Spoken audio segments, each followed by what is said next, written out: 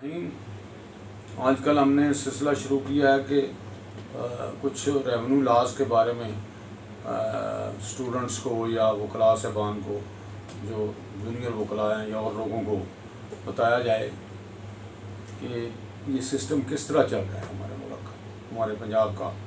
तो इसमें पहले देखना यह है कि ये पावर्स कौन कन्फर करता है रेवेन्यू ऑफिसर्स को। वो ये बोर्ड ऑफ रेवेन्यू की तरफ से पावर दी जाती है सबको, और गवर्नमेंट की गाइडलाइन होती है उसमें बकायदा। तो इसमें अब देखना यह है कि what is the powers of commissioner, board of revenue, commissioner और कलेक्टर और कलेक्टर, तहसीलदार और नायब तहसीलदार, ये सारे रेवेन्यू ऑफिसर्स हैं। तो अब सबसे पहले मैं बड़ी एक अबहम पाया जाता है कि अब कलेक्टर दो तरह के हैं, एक तहसील कलेक्टर है, एक डिस्ट्रिक्ट कलेक्टर हैं दोनों ही कलेक्टर। तो क्या पावर्स हैं उनकी, यानी क्या डिफरेंस है उन दोनों में। अब तहसील कलेक्टर के पास मैंने पहले भी ये बताया था कि जुमला जितने भी रेवेन्यू ऑफिसर तहसील लेवल पे हैं और उनके जो फैसले हैं उनके खिलाफ अपील कहाँ जाएगी, तहसील कलेक्टर जिसे असिस्टेंट कमिश्नर कहते हैं। और अगर एक इंतकाल गलत हो गया है उसकी अपील कहाँ जाएगी, असिस्टेंट कलेक्टर, कलेक्टर तहसील के पास। इसी तरह अगर कोई लगान का दावा डिग्री हो जाता है, तहसीलदार साहब कर देते हैं, ये बेदखली की दरख्वास्त मंजूर कर लेते हैं, तो उसकी अपील कहाँ पे जाएगी, असिस्टेंट कमिश्नर कलेक्टर तहसील के पास। या इस तरह कोई इन्हांसमेंट ऑफ रेंट का कोई फैसला तहसीलदार साहब करते हैं, या कोई और फैसला करते हैं जिसकी उनकी जुरिस्डिक्शन है तहसीलदार साहब की, तो उसके बारे में अपील कहाँ जाएगी, वो एसी साहब के पास जाएगी जिसको तहसील कलेक्टर कहते हैं। लेकिन अब जो डिस्ट्रिक्ट कलेक्टर उसके पास क्या जाएगा, उसके बारे में मैं चंद बातें, 5 चीज़ें हैं जो उनके पास जाती हैं, बाकी तहसील कलेक्टर के पास होती हैं। First of all, appeal against the order of partition. तकसीम के जितने मामलात हैं, या मोड ऑफ पार्टीशन है या पार्टीशन हुई है उस पर किसी को इख्तलाफ है, उस मामलात के बारे में सब अपीलें डिस्ट्रिक्ट कलेक्टर के पास जाएंगी ज़िला लेवल पे। एक ये हो गया। उसके बाद जो सैंक्शन लेते हैं रिव्यू करने की,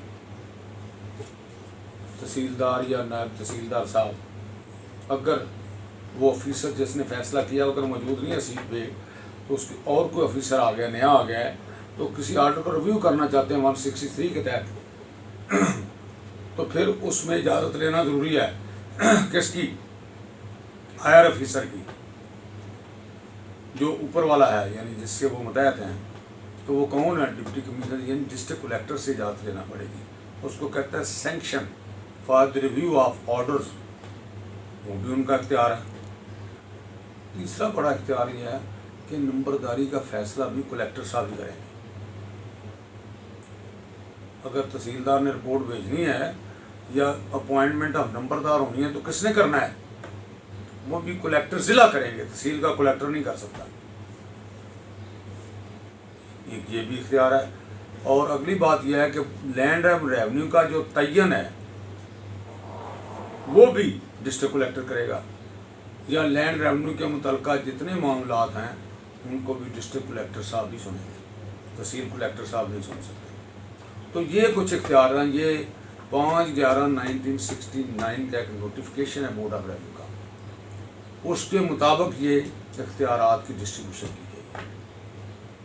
जो मैंने इख्तियारात बयान किए हैं, इसके अलावा बाकी सारे इख्तियार अपील के वो सिर्फ़ और सिर्फ तहसील कलेक्टर के पास हैं, ना कि डिस्ट्रिक्ट कलेक्टर के पास। बाकी जो इख्तियारात हैं जो मैंने बनवाए हैं 5, वो डिस्ट्रिक्ट कलेक्टर हैं। इसके अलावा सारे मामला जो हैं वो तहसील कलेक्टर ही डील करेगा। तो ये थोड़ी सी, इसके अलावा मैं एक और बात करना चाहता हूँ। अब एक बड़ी अहम बात है ठीक है, वो भी मैं बताऊंगा कि यानी अगर ये करें ना, अगर कोई तहसील कुछ लेवल पे फैसला होता है तो उसकी अपील कहाँ पे जाएगी? कलेक्टर तहसील के पास, एसी के पास। What is the limitation for that? Section 162 है इसमें जो डील करती है। 30 डेज के अंदर अंदर आपको अपील करना पड़ेगा। लेकिन अगर आप डिस्ट्रिक्ट कलेक्टर के फैसला के खिलाफ जाना चाहते हैं एडिशनल कमिश्नर या कमिश्नर के पास, तो उसकी लिमिटेशन है 60 डेज 162 सेक्शन के तहत। इसी तरह अगर आप बोर्ड ऑफ रेवेन्यू में निगरानी या अपील करना चाहते हैं कमिश्नर या एडिशनल कमिश्नर के फैसले के खिलाफ, तो उसकी लिमिटेशन है 90 डेज।